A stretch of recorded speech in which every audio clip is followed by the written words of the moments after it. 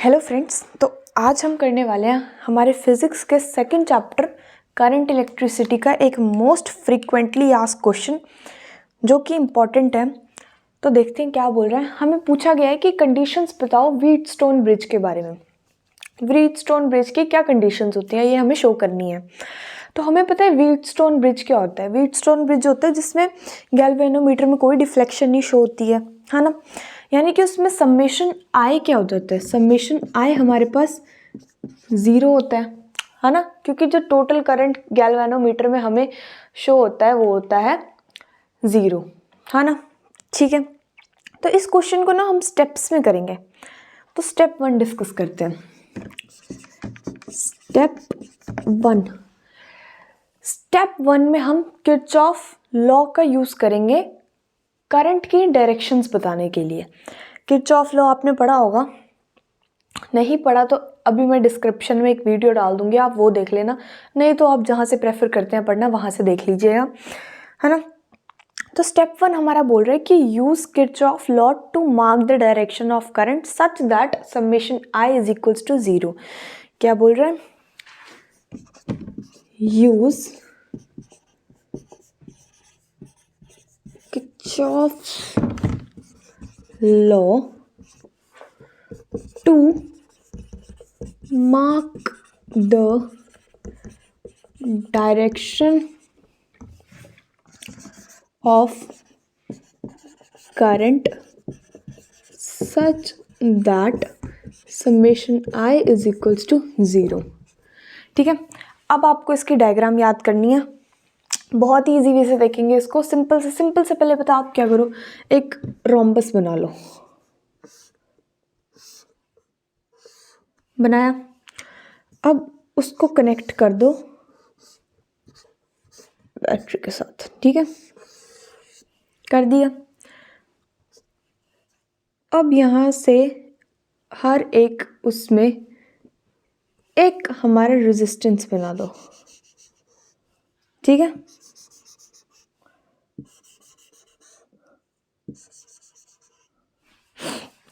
हो गया। अब हमें पता है करंट की डायरेक्शन, करंट यहाँ से चलेगा, आए चला करंट। ठीक है, अब यहाँ पे जाते जाते वो दो हिस्सों में बढ़ जाएगा, है ना, I1 I2, तो बांट दो। तो यहाँ पे जो करंट जाएगा इस डायरेक्शन में वो होगा I1, और जो इस डायरेक्शन में हमारा करंट फ्लो करेगा वो होगा I2। ठीक है, और आपने याद रखना है कि इनके बीच में आपने एक गैल्वेनोमीटर भी लगाना है जी। ठीक है, लगा दिया। ठीक है, अब देखो यहाँ से जो यहाँ को, और ये सब करने के लिए हम किसका यूज़ कर रहे हैं? करंट की डायरेक्शन मार्क करने के लिए हम यूज़ कर रहे हैं किरचॉफ लॉ का। ठीक है, ये याद रखना है आपने।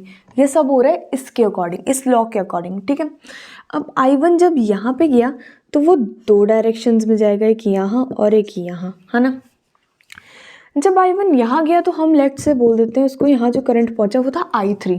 ठीक है, तो यहाँ पे भी कुछ करंट गया होगा, क्योंकि यहाँ से जाने से पहले वो यहाँ चला गया होगा, तो हम बोल सकते हैं कि I1 माइनस I3 जो होगा वो हमारा करंट होगा जो यहाँ से पास होगा। ठीक है, वही हमारा I3 यहाँ से यहाँ होता यहाँ को जाएगा।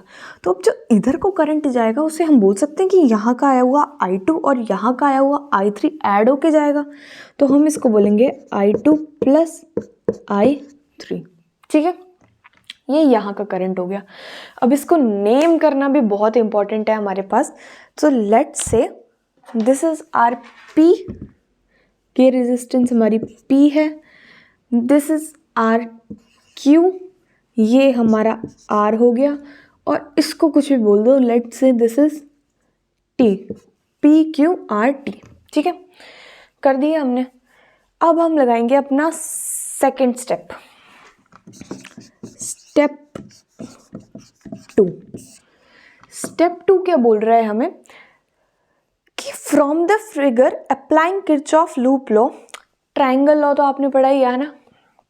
देखो क्या बोलता है, हमें पता है कि करंट यहाँ गया, let's say this is our loop number 1 and this is our loop number 2। थोड़ा सा इसको बाहर लिखते हैं ना, let's say this is our loop number 1, loop 1, और ये है हमारा लूप 2, ठीक है, लूप 1 और लूप 2। तो हम देख रहे हैं सबसे पहले करंट चला यहाँ गया, लूप नंबर 1 की बात कर रहे हैं हम, इस लूप के बारे में बात कर रहे हैं, ठीक है, ये वाला लूप। करंट यहाँ गया, फिर करंट की डायरेक्शन यहाँ थी, फिर वो उल्टा हो गया, है ना। देखो सबसे पहले करंट यहाँ का था, फिर यहाँ चला, फिर उसकी डायरेक्शन कुछ ऐसी होगी। तो हम देख रहे हैं यहाँ तक फ्लो में था, यहाँ जाके अपोजिट हो गया। तो क्या बोलता है ट्राइंगल, अभी तो हमारा यही बोलता है कि इन दोनों का sum will be equal to this, है ना। तो यानी कि इसका और इसका sum will be equal to this, तो बस कर दो। पर हमने लिखना इसको ऐसे नहीं है कि हाँ according to this this this, हम सीधा लिखेंगे कि अप्लाइंग किरचॉफ लूप लॉ, ठीक है, टू लूप 1। तो बोलो अप्लाइंग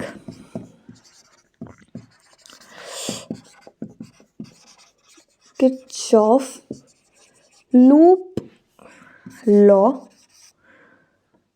किसको लगा रहे हैं, अभी हम बात कर रहे हैं लूप 1 की बात कर रहे हैं, ठीक है। तो मैंने बोला ये फ्लो में चले हुए थे, ये अलग हो गया, तो इन दोनों का sum will be equal to this, है ना।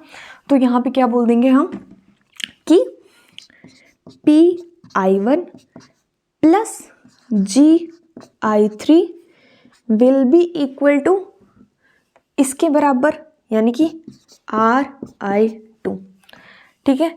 ये हमारा बोला लूप नंबर 1 ने। अब हम बात करेंगे लूप 2 के बारे में। लूप 2 क्या बोल रहा है, देखो करंट की डायरेक्शन उसके बाद यहाँ को गई, है ना, ठीक है। तो बोल रहा है कि करंट जो था वो यहाँ से चला, यहाँ तक फ्लो ठीक था, पर यहाँ पे जाके उल्टा हो गया, क्योंकि फ्लो तो इधर को आ रहा है ना, यहाँ से यहाँ को गया, पर यहाँ पे उल्टा है ना।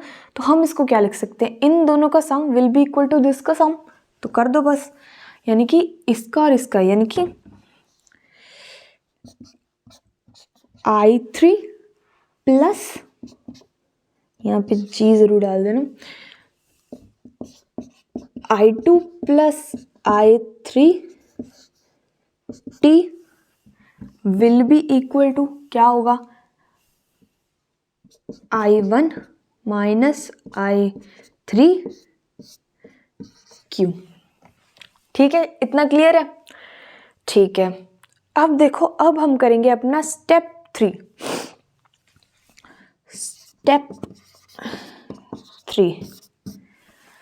स्टेप 3 हमें क्या बोल रहा है कि जब हमारा ब्रिज बैलेंस होगा ना, तो हमें पता है गैल्वेनोमीटर में कोई डिफ्लेक्शन शो नहीं होगी।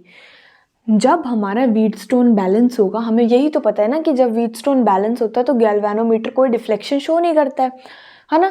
तो इसका मतलब हम कहीं ना कहीं कह सकते हैं कि I3 will be equal to 0, है ना, क्लियर है। तो यही लिखो कि when the bridge is balanced, when the bridge is balanced, आगे क्या बोलेंगे हम, then there is no current shown in the galvanometer, then there is no current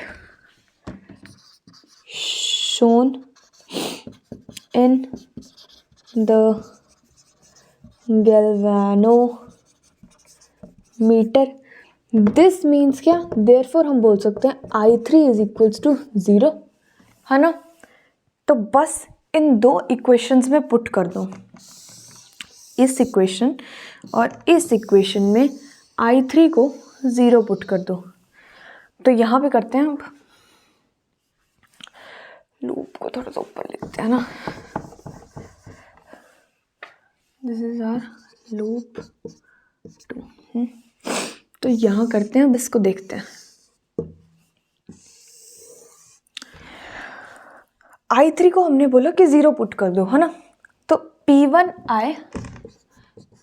I1 I3 को 0 पुट करके इक्वेशन 0 होगी, यहाँ पे क्या हुआ, इज इक्वल्स टू RI2।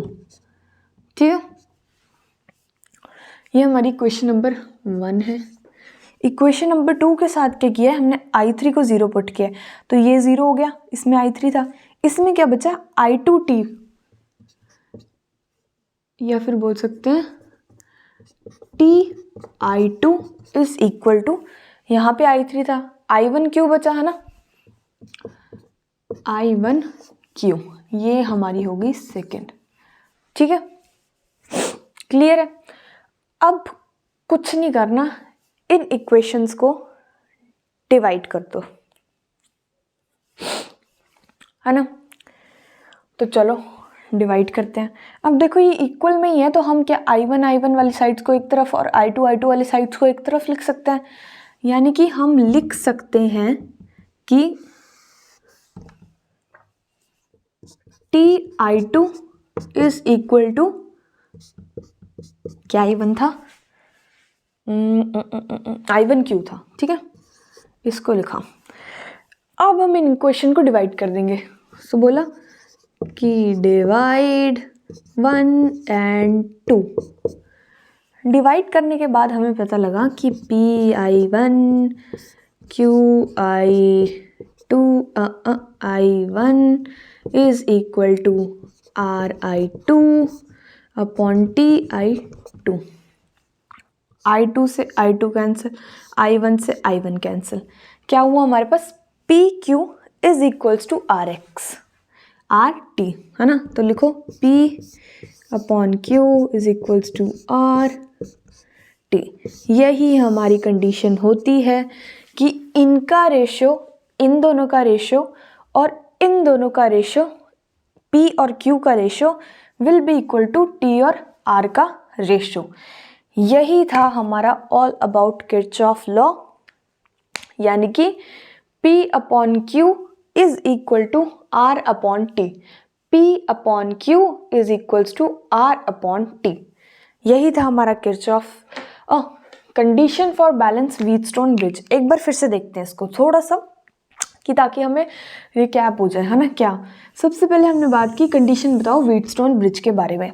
हमने लगाया अपना स्टेप 1 जो था हमारा, कि हमने बोला कि हम किरचॉफ लॉ का यूज़ करेंगे to mark the direction of current such that summation of I is equals to 0। Kirchhoff law का हमने यूज़ किया, है ना, स्टेप 1 में। अगले स्टेप में हम उसकी एक डायग्राम से ड्रॉ करेंगे। तो उसमें हमने क्या किया, एक रोम्बस बनाया, बीच बीच में हमने वो डाले, रेजिस्टेंस डाला, एक बीच में G रहेगा, और यहाँ से हमने करंट पास किया, करंट यहाँ को गया, फिर उसके बाद करंट डिवाइड हुआ किस में, I3 में, जिसकी वजह से ये क्या बना, ये बना I1 माइनस I3, है ना। करंट यहाँ को भी गया और यहाँ से भी आया, तो यहाँ को जो गया वो बना I2 प्लस I3। ठीक है, ऐसे आपने याद रखना है। फिर मैंने बोला ट्राइंगल लॉ लगा दो। ट्राइंगल लॉ क्या होता है, जहाँ फ्लो जा रहा है वो प्लस हो जाते हैं और जहाँ उल्टा चला होता है वो इज इक्वल टू में आ जाता है। यानी कि हम बोल सकते हैं किरचॉफ लूप लॉ लगा दो। ठीक है, सेकंड स्टेप में आपने बोला कि अप्लाइंग किरचॉफ लूप लॉ लगाया, तो क्या बना, इन दोनों का sum is equals to this का सम, यही लिखा है। लूप सेकंड में लगाया तो क्या हुआ, इसका और इसका सम, इसका और इसका sum will be equal to इसका सम, है ना, क्योंकि ये फ्लो में जा रहे हैं, वो उल्टा आ रहा है, तो इन दोनों का sum will be equal to इसका सम, है ना, यही लिखा है यहाँ पे। अब हमने थर्ड बोला कि जब हमारा ब्रिज बैलेंस होगा तो हमें पता है कि no current will be shown in the galvanometer. Galvanometer में कोई डिफ्लेक्शन नहीं शो होगी, है ना, जिसकी वजह से हमारा I3 क्या हो जाता है, 0 हो जाता है ऑटोमेटिकली। ठीक है, वही हमने इन इक्वेशन में I3 को 0 पुट किया। I3 को 0 पुट करने से ये इक्वेशन आई हमारे पास 1 and 2। जब हमने ये इक्वेशन आई हमारे पास तो हमने इनको डिवाइड किया। डिवाइड करने से हमारे पास रेशियो आ गई कि P upon Q will be equal to R upon T। यही थी हमारी condition. So this was all about condition for balanced Wheatstone bridge.